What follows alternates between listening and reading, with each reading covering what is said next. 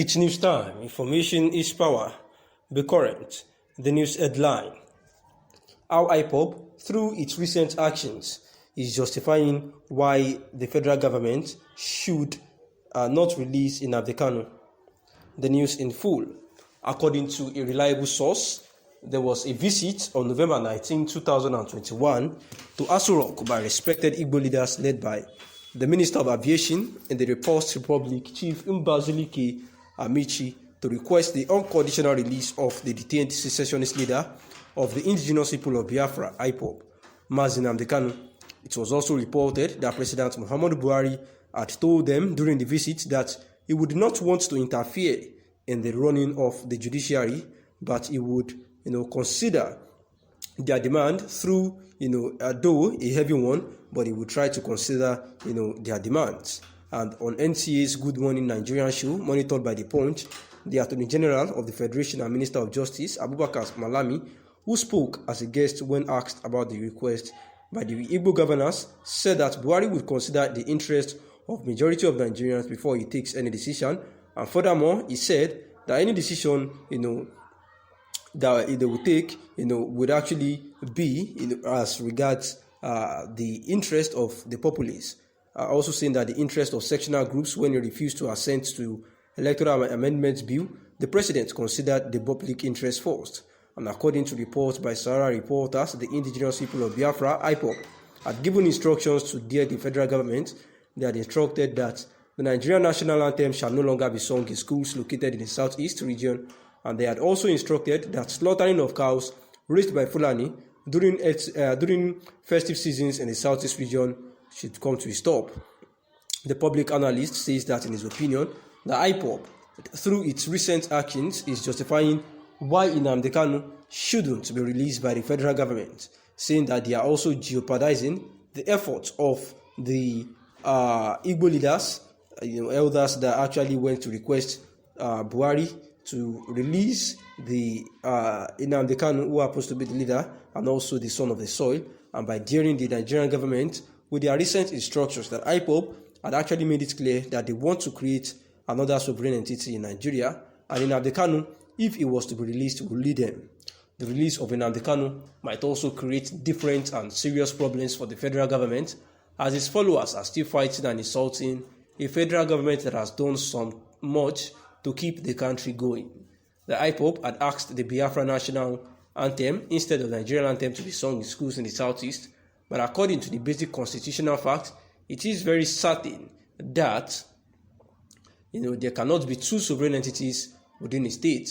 I will recall that President Muhammadu Buhari, for his empathy towards Indigbo and his promise to consider releasing detained Mazi Nnamdi Kanu, who is leader of indigenous people of Biafra, was commended by the Apex Sociocultural Organization Ohanaeze Ndigbo. Also met the people of the South-South and people of the Southwest, so we are moving about.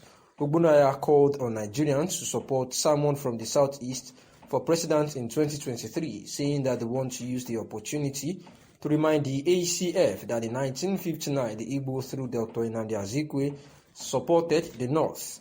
20 years after, in 1979, the Igbo through Alex Ekwueme, Keo Mbadiwe and others also supported the North, which saw the emergence of Alhaji Shehu Shagari as the president.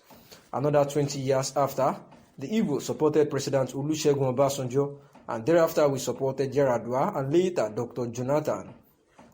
We have always been supporting others. Our simple prayer is for Nigerians to do unto Igbo what we have been doing unto others, he said. And on the misconception that Ipob represents Indigbo, Ogbunaya said that the other thing which they also said is that the Ipob is causing embarrassment and horror. In response, it is strange and curious that some Nigerians would highlight the views expressed by the indigenous people of Biafra Ipob are not the ones expressed by Ohanaeze Ndigbo. Ipob is an organization. We have many organizations in Igbo land, saying that Nigerians should rather take the views of Ohanaeze as representing the entire Igbo people, and says the nation captured the response through the ACF chief Audu Ogbe and also that of the spokesperson to the Ohanaeze Ndigbo via the chairman who happens to make it clean and clear that the Ipob does not represent the Southeast Waneze Indigo. Justice Peter Inyako on November 10, 2021, Mazi Nnamdi Kanu was extradited from Kenya back to Nigeria, of which there has been a case where the lawyers have said that this was an unlawful means of bringing him back to Nigeria after it was reported that he jumped bail in 2017, where it was allegedly said that the military invaded his house and killed several people, in which his parents who actually lost their lives. And ever since then, ever since he has been extradited back to Nigeria, this case had been, at the Federal High Court, Abuja, where 7 count charges were made against Mazi Nnamdi Kanu. And here is the Vice President saying that for peace to reign, it is necessary for these self-determination agitators to stop doing things that would separate Nigeria, because our unity can never be divided based on instinct. Yet, there are certain things that could be done by virtues of words. It is a known fact that inspirations toward actions could be triggered via words. This speculation has led to the subject of this article, which features to present a throwback of Obasanjo's word in 2017 that could be an inspiration for him to meet and educate present-day separatists. Sometime in the year 2017, former President Olusegun Obasanjo had an interview with Newsweek magazine, and in the course of the interview, he made heartwarming statements regarding the Biafra war in relation to Nnamdi Kanu's agitation at that time. In the same vein, he expressed his unquenchable desire to meet with Kanu's alongside with other separatists across the country in order to admonish them on the need to keep secession by the side and embrace unity in the country. In the light of this throwback, here are the words of Obasanjo that could inspire him to meet separatists of today and teach them to embrace unity. Obasanjo highlights on civil war. Those who fought in the war in Biafra will not want to fight in any other war. I fought in that war, and it was an unfortunate war. I said I had fought one war too many in Nigeria. I don't want to see another, he said.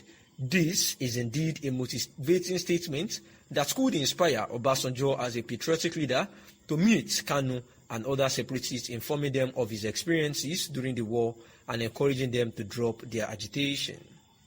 1967 to 1970, civil war was indeed an unpleasant experience, and as Obasanjo had stated in 2017, he doesn't want to witness another war. He couldn't be inspired to meet Kanu and other agitators across the country to quench the fire that may lead to another war.